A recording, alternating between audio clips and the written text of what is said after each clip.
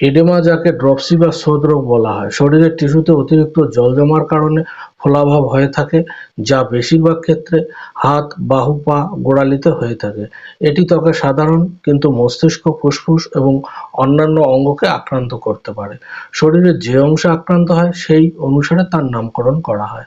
সাধারণত পায়ে এবং শরীরের নিচের অংশে তরল জমা হওয়াকে ডিপেন্ডেন্ট এডেমা, ত্বকের নিচে অতিরিক্ত তরল জমা হওয়াকে এনজিওএডেমা, উরু ও নিতম্বের ফোলাভাবকে লিপিডেমা, মস্তিষ্কে তরল জমা হওয়াকে সেরিব্রাল এডেমা, অন্ডকোষের চারপাশে তরল জমা হওয়ার কারণে অন্ডকোষের বৃদ্ধিকে স্ক্রোটাল লিম্ফেডেমা এবং চোখের অপটিক স্নায়ু ফোলাকে পেপিলিডেমা বলা হয়।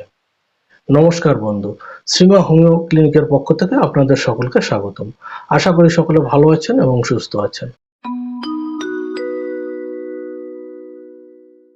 আজকে যে নতুন বিষয় নিয়ে আপনাদের সঙ্গে বিস্তারিত আলোচনা করব, বিষয়টি হচ্ছে এডেমা বা ড্রপসি, অর্থাৎ দেহের বিভিন্ন অংশে জলধারা রোগ বা শোথ, এবং এই শোথ রোগের কারণ, লক্ষণ ও উপসর্গ এবং হোমিওপ্যাথিক চিকিৎসা সম্পর্কে। কাজেই এইরকম নতুন নতুন ভিডিও পেতে হলে যারা এখনও আমার এই চ্যানেলটিকে সাবস্ক্রাইব করেননি, তারা অবশ্যই চ্যানেলটিকে সাবস্ক্রাইব করবেন, একটি লাইক দেবেন এবং বন্ধুদের কাছে শেয়ার করবেন। আগামীতে কোন কোন রোগের ভিডিও দেখতে চান তা কমেন্ট বক্সে লিখে জানাবেন। যারা ইতিমধ্যে আমার চ্যানেলটিকে সাবস্ক্রাইব করেছেন তাদেরকে জানাই ধন্যবাদ। বিষয়টি শুরু করছি। এডেমা বা শোথ হচ্ছে এমন একটি রোগের অবস্থা যাতে শরীরের টিস্যুতে এক ধরনের তরল পদার্থ জমা হয়। এটিকে ড্রপসি রোগও বলা হয়। সাধারণত এই রোগ হাত, পা, বাহু এবং মুখমণ্ডলে হয়ে থাকে এবং সহজেই তা দেখা যায়, কিন্তু কখনো কখনো ফোলাভাব সৃষ্টি না করে ভিতরে তরল জমা হয় এবং শ্বাসকষ্টের মতো উপসর্গ তৈরি করে। দীর্ঘ সময় ধরে কখনো বসে বা দাঁড়িয়ে থাকলে পায়ে গোড়ালিতে হালকা ফোলাভাব দেখা যায়। এই ফোলাভাব সাধারণত ক্ষতিকারক নয় এবং কয়েকদিনের মধ্যে তা নিজেই চলে যায়। কিন্তু ফোলাভাব যদি দীর্ঘ সময় ধরে দেখা যায় তাহলে এটি একটি গুরুতর রোগের লক্ষণ হতে পারে, যার চিকিৎসার প্রয়োজন। তখন অবশ্যই চিকিৎসকের পরামর্শ নেওয়া উচিত। এবারে আসছি ড্রপসি রোগের বিভিন্ন প্রকারভেদগুলো নিয়ে। পেরিফেরাল এডেমা, যদি শরীরে পেরিফেরাল অঞ্চলে যেমন গোড়ালি, পা এবং পায়ে অতিরিক্ত তরল জমা থাকে তবে এটিকে পেরিফেরাল এডেমা বলা হয়। পেরি অরবিটাল এডেমা, সকালবেলা ঘুম থেকে ওঠার পর চোখের চারপাশে শোথ বা ফোলাভাব দেখা গেলে একে পেরি অরবিটাল এডেমা বলা হয়। অ্যাসাইটস, পেটের গহ্বর বা পেরিটোনিয়াল ক্যাভিটিতে তরল জমা থাকলে তাকে অ্যাসাইটোস বলে। প্লুরাল ইফিউশন, যদি প্লুরাল বা ফুসফুসের গহ্বর বা ভিতরে অত্যাধিক তরল জমা হয়ে থাকে তবে এটিকে প্লুরাল ইফিউশন বলে। পালমোনারি এডেমা, ফুসফুসের অ্যালভিওলির ভিতরে ফাঁকা স্থানগুলোতে যদি অতিরিক্ত তরল জমা থাকে তবে তাকে পালমোনারি শোথ বলা হয়। এবারে আলোচনা করছি ড্রপসি বা শোথের উপসর্গগুলো সম্পর্কে। শোথের প্রধান লক্ষণ হলো শরীরের আক্রান্ত অংশ ফুলে যাওয়া। কিছু ক্ষেত্রে এটি সুস্পষ্ট ফোলা বা ফোলাভাবের মতো দেখাতে পারে, আবার কিছু ক্ষেত্রে এটি চকচকে ত্বকের মতো দেখাতে পারে, যা লাল হতে পারে। এই ফোলা প্রায়শই ধীরে ধীরে ঘটে, তবে কিছু ক্ষেত্রে হঠাৎ দেখা দিতে পারে। শরীরের বিভিন্ন অংশে শোথের কারণে যে লক্ষণগুলো দেখা যায় সেই লক্ষণগুলো হলো: শরীরে ফোলা অংশ ব্যথা হয়, শরীরের ত্বক বা শরীর টান টান বা ভারী বোধ হয়, চোখের চারপাশে ও মুখে শোথ হলে সকালবেলা ঘুম থেকে উঠলে ফোলাভাব দেখা যায়, পেটে শোথ হলে পেট ফুলে যায়, ফুসফুসে শোথ হলে শ্বাসকষ্ট বা স্বাভাবিক শ্বাস নিতে সমস্যা হয়, হাতে বা পায়ে শোথ দেখা দিলে বাহু ও পায়ে ব্যথা, ভারী বোধ, চলাফেরা করতে অসুবিধা হয়, মস্তিষ্কে শোথ হলে মাথা ব্যথার মতো সমস্যাগুলো দেখা দেয়, শরীরের ত্বকে আঙুল দিয়ে চাপ দিলে গর্তের সৃষ্টি হয়।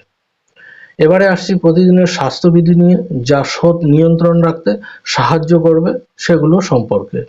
খাদ্য তালিকায় নুন ও চিনি কম থাকলে জল ধরে রাখা ও শোথ কমাতে সাহায্য করবে। রক্ত সঞ্চালন বাড়াতে হাঁটা, জগিং বা পা তুলে ধরার ব্যায়াম করলে এডেমা কমাতে সাহায্য করবে। ওজন বৃদ্ধি কমাতে ও নিয়ন্ত্রণ রাখতে স্বাস্থ্যকর ও সুষম খাবার খেতে হবে। রক্ত সঞ্চালনের উন্নতি ও হার্ট সংবহন বাড়াতে নিয়মিত ম্যাসাজ করা উচিত। শরীর নিরোগ আছে কিনা তা জানতে বৎসরে অন্তত একবার স্বাস্থ্য পরীক্ষা করা উচিত। এবারে আলোচনা করছি এডেমা বা ড্রপসি রোগের কিছু গুরুত্বপূর্ণ হোমিওপ্যাথি ওষুধ সম্পর্কে। প্রথমে যে ওষুধটির কথা বলবো সেটি হলো এপিসমেল 30। শোধ রোগ, রোগীর পিপাসা থাকে না, প্রস্রাব অল্প পরিমাণে হয়, চোখের নিচের পাতা বা পা অধিক ফুলে যায়, পায়ের চামড়া সাদাটে ও স্বচ্ছ দেখায়, অধিক শ্বাসকষ্ট, একবার শ্বাস গ্রহণ করলে মনে হয় পরের বার আর শ্বাস নিতে পারবে না, এইসব উপসর্গে এপিসমেল অত্যন্ত কার্যকরী। পরের ওষুধটি হলো অ্যাপোসাইনাম 200। অত্যাধিক পিপাসা, হৃদরোগ বা কিডনির পীড়াজনিত শোথে এই ওষুধটি খুবই উপকারী। পিপাসায় জল পান করলে বমি কিংবা পেটে ব্যথা হয়, রোগী যেদিকে চেপে শোয় সেই দিকে বেশি ফোলে, কখনো কোষ্ঠকাঠিন্য, কখনো উদরময় দেখা যায়, এইসব লক্ষণে অ্যাপোসাইনাম বিশেষ উপকারী। পরের ওষুধটি হলো ডিজিটালিস 200। এই ওষুধটি হৃৎপিণ্ডের পেশিশক্তি বৃদ্ধি করে, হৃৎপিণ্ডের অসুখের কারণে শোথ, শ্বাস-প্রশ্বাসে অত্যন্ত কষ্ট, নাড়ির গতি অসম, এইসব উপসর্গে এটি প্রধান ওষুধ। পরের ওষুধটি হলো হেলিভোরাস 200। শোথ ও পেটের রোগে প্রস্রাব ঘোলাটে, পরিমাণে কম, প্রস্রাবে ধোঁয়ার মতো পদার্থ ভাসে, তলানিতে কফি গুঁড়োর মতো, বুকে জল জমা রোগ, নিঃশ্বাসে কষ্ট, দমবন্ধ ভাব, বসতে অসুবিধা হওয়া, এইসব লক্ষণে হেলিভোরাস খুবই উপকারী। পরবর্তী ওষুধটি হলো ল্যাথাইরাস 200। দীর্ঘক্ষণ পা ঝুলিয়ে চেয়ারে বা বেঞ্চে বসে থাকলে যদি পা ফুলে যায় অর্থাৎ পায়ে রস জমে, তাহলে ল্যাথাইরাস সেবনে অত্যন্ত সুফল পাওয়া যায়। পরের ওষুধটি হলো অ্যাসিটিক অ্যাসিড 200। দেহের যে কোনো জায়গায় শোথের জন্য অ্যাসিটিক অ্যাসিড ওষুধটি ভীষণ উপকারী। পেটের অসুখের সঙ্গে বমির চিকিৎসায় বিশেষ কার্যকরী। এরপরের ওষুধটি হলো লাইকোপোডিয়াম 200। লিভারের রোগের কারণে ড্রপসি বা শোথ রোগের চিকিৎসায় লাইকোপোডিয়াম খুবই উপকারী।